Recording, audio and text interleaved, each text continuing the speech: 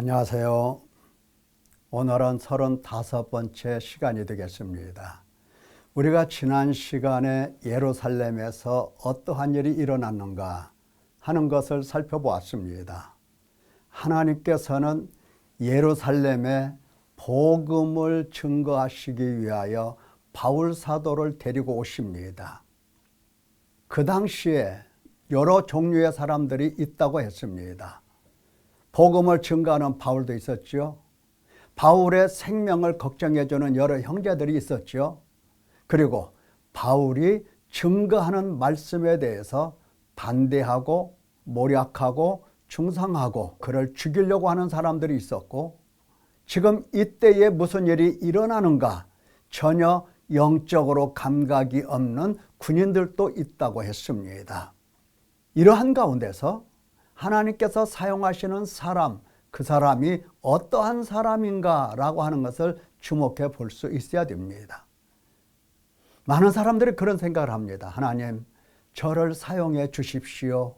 저를 하나님의 일꾼으로, 하나님의 종으로 사용해 주십시오.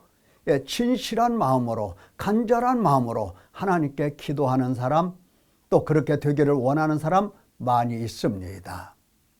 과연 하나님께서는 어떠한 사람을 사용하실까? 이것을 오늘 생각해 봅니다. 자, 21장에서 두 종류 사람으로 압축해서 보겠습니다. 하나는 바울, 하나는 형제들, 예수님을 믿는 형제들. 살펴보죠. 자, 먼저 바울을 보십시다. 바울은 예루살렘으로 갈 때에 나는 성령께 매였다. 그래서 예루살렘으로 가고 있다. 내가 예루살렘으로 가고 싶어서 가는 그것보다는 성령께 매여서, 성령께 붙들려서 지금 나는 예루살렘으로 가고 있다. 이런 얘기를 합니다. 여기 매여 있다라고 하는 말은 이겁니다. 결박입니다. 예수님께서 체포되시고, 그날 밤 체포되시고 결박을 받으시고 죄인처럼 끌려다니셨죠. 그때 그 결박입니다. 바울 사도가 빌립보 감옥 여러 곳에서 결박을 당했었죠. 그 결박입니다. 발에 차가운 착고가 매이고 그리고 쇠사슬에 매이고 하는 이러한 결박, 이것을 매였다라고 말을 합니다. 여기 그림을 보면 바로 이겁니다. 매여서 꼼짝없이 끌려가는 겁니다. 꼼짝없이 끌려가는 거예요. 이게 매인 겁니다. 바울 사도는 성령께 지금 이렇게 매여 있는 겁니다. 꼼짝할 수가 없어요. 많은 사람들은 성령을 이깁니다. 성령께서 역사하시고 인도하셔도 성령 하나님을 거역하고 오히려 성령을 소멸하기까지 합니다. 이게 대부분의 사람들이에요. 그러나 바울은 지금 성령께 매여서 예루살렘으로 가고 있는 겁니다. 성령 하나님은 강력한 의지를 가지시고 이 바울 한 사람을 끌고 예루살렘으로 들어가십니다. 이유가 뭘까요? 이유가 뭡니까? 그렇죠. 사도행전 23장 11절에 밤에 주께서 바울 곁에 서서 이르시되 담대하라, 담대하라. 네가 예루살렘에서 나의 일을 증언한 것 같이 로마에서도 증언하여야 하리라. 성령께서는 바울 사도를 끌고 매여서 지금 예루살렘으로 들어오십니다. 왜? 예루살렘에서 나의 일을 증언해야 하기 때문입니다. 예루살렘은 우리가 지난 시간에 들은 것처럼 예루살렘은 선지자들을 돌로 치고 죽였습니다. 오리라 하신 그 의인까지도 잡아 십자가에 못 박아 죽였습니다. 하나님은 이 예루살렘을 잊지를 못하십니다. 성령께서 바울을 끌고 예루살렘으로 들어가 예루살렘에서 예수 그리스도를 증거하고 하나님께 대한 회개를 전파하고 참된 믿음을 가지라고 하나님의 나라를 전파하기 위해서 바울 사도를 예루살렘으로 데리고 오신 겁니다. 예루살렘에 기회를 준 겁니다. 예루살렘을 불쌍히 여기신 겁니다. 예루살렘을 구원하시기로 작정하신 하나님 끝까지 돌보셔야 하셨기 때문입니다. 지금 이 예루살렘이 약 10여 년 뒤에는 로마 군대에 짓밟혀서 완전히 멸망합니다. 그 이후로 2000년 동안 나라를 잃고 그들은 세계 여러 나라에 흩어져 살면서 온갖 환난, 핍박을 받게 됩니다. 유대인들이 그랬다는 얘기예요. 예루살렘이 초토화됩니다. 하나님은 그 전에 끊임없이 예루살렘에 예수 그리스도의 복음을 증거하고 하나님 앞에서 회개하고 참된 믿음을 갖도록 하나님의 나라를 전파하기 위하여 바울을 데리고 오신 겁니다. 끌고 들어오신 거예요. 매여서 꽁꽁 밧줄로 묶어서 데리고 오신 겁니다. 이때 많은 사람들이 걱정을 했어요. 네가 예루살렘에 들어가면 결박당하고 이거 죽는 것 아닌가. 그러나 바울 사도는 이렇게 이야기합니다. 거기서 무슨 일을 당할는지 나는 알지 못한다. 성령이 각성해서 내게 증언하여 말씀하시기를 결박과 환난이 나를 기다린다. 나 알아. 너희가 걱정하고 예루살렘에 들어가지 말라 한 말 나도 알아. 이해했어. 왜? 성령께서 각성해서 나에게 그렇게 말씀하셨어. 너 예루살렘에 가면 결박을 당한다. 너는 거기서 큰 환난을 당한다.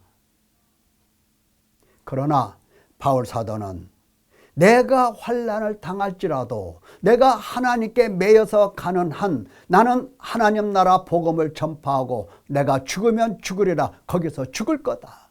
내 뼈를 거기에 묻을 거다. 이런 생각을, 이런 각오를 했던 것입니다. 그래서 바울 사도는 예루살렘에 들어왔던 거예요. 누가 말려도. 자, 한번 생각해 볼 필요가 있습니다. 아니, 그 당시에 예수님을 믿는 사람들이 오직 바울 한 사람뿐이었을까? 그거는 아니죠. 많은 사람들이 있었어요. 예루살렘에는 형제들이 이렇게 얘기했죠.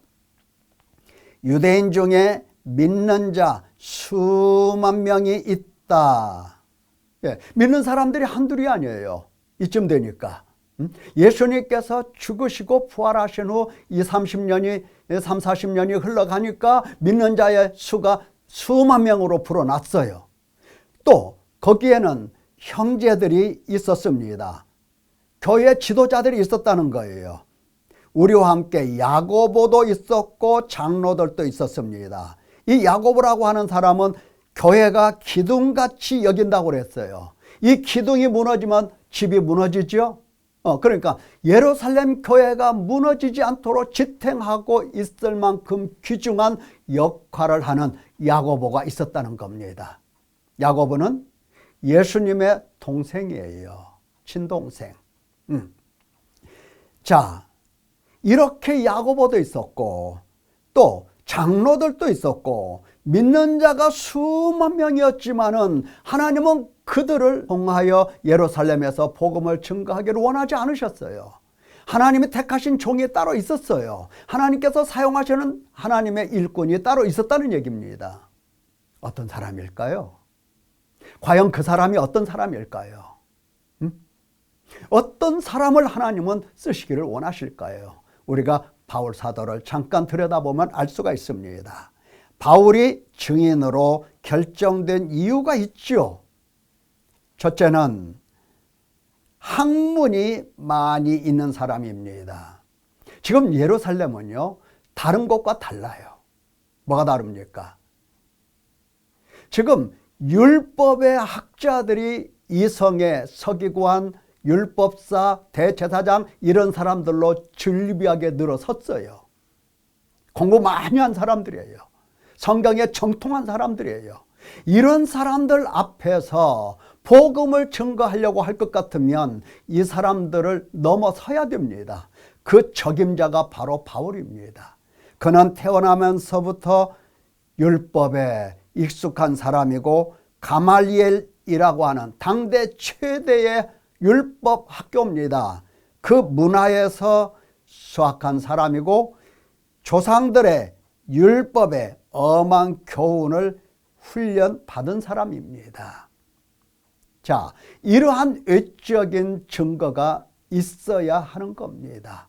오늘날에도 적어도 하나님 앞에 쓰임받고자, 하나님 손에 붙들려서 쓰임받고자 할 것 같으면 학문이 있어야 되는 겁니다. 이게 첫 번째 기본적인 소양이죠.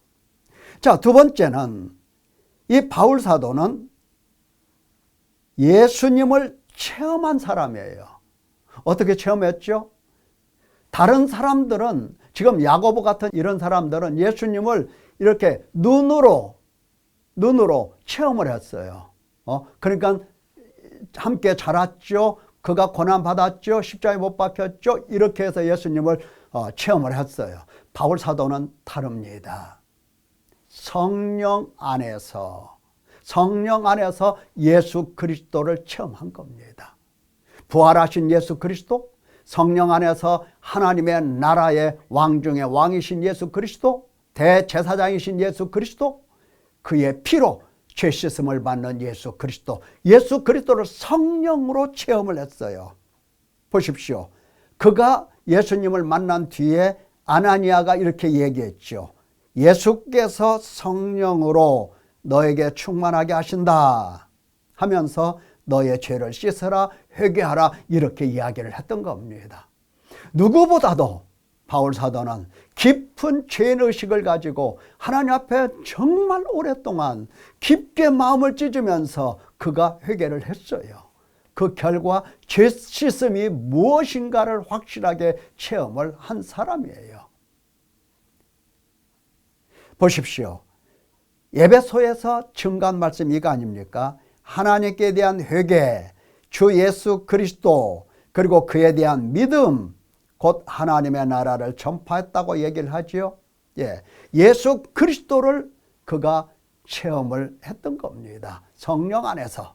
그래서 예수 그리스도를 전파하고, 그리고 하나님께 회개하라고 외치고 참된 믿음이 무엇인가를 선포했던 겁니다. 그게 바로 하나님 나라라고 했죠. 이와 같은 일을 할 수 있는 적임자가 바로 바울 사도였습니다. 자, 세 번째는 이러한 소양을 갖춘 사람이 그의 마음의 자세, 결단이 무엇이었는가? 바로 내가 달려갈 길, 주 예수께 받은 사명이 무엇인지를 명확하게 헤아렸습니다. 누가 뭐라고 해도 이 흔들리지 않는 사명의식입니다. 내가 하나님 앞에 받았기 때문에 그렇습니다. 어떤 환경이 내게 주어질지라도, 어떤 상황이 내 앞에서 일어나고 전개될지라도 나는 하나님께 받은 이 사명을 감당하는 이 일에는 나의 생명을 조금도 귀한 것으로 여기지 않는다, 이렇게 선포하는 겁니다. 이 마음의 자세, 이게 필요한 겁니다. 하나님의 은혜의 복음을 증가하는 일, 여기에는 내 생명 아무 가치가 없어. 하나님 나라의 이 복음, 은혜의 복음은 내 생명보다 더 중요한 가치야. 내 생명보다 더 소중한 보아야. 그래서 나는 이것을 증거해야 되고, 증거는 마지막 순간까지 나는 죽어도 돼. 괜찮아. 내가 만약 이 하나님의 나라, 은혜의 복음을 증가하는 일을 하지 못한다면 내 생명이 무슨 가치가 있겠어? 이겁니다. 사랑하는 성도 여러분, 오늘날도 하나님 앞에 쓰임받고 하나님 앞에 붙들려서 하나님 일하기를 원하는 사람들이 참 많이 있습니다.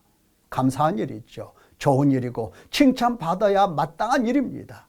그런데 준비해야 되겠죠. 첫째는 학문적 소양을 쌓아가십시오. 하나님 말씀에 대한 이 깊은 체험이 있어야 되고, 두 번째는 성령 안에서 예수 그리스도를 체험하는 이 체험의 길에 나가야 될 것입니다. 그래야 하나님 앞에 쓰임받는 적합한 일꾼이 되는 것입니다. 그리고 하나님을 체험했다고 한다면, 예수 그리스도를 체험했다고 한다면 반드시 내 생명은 내 것이 아니고 주의 것이고 하나님의 것이다.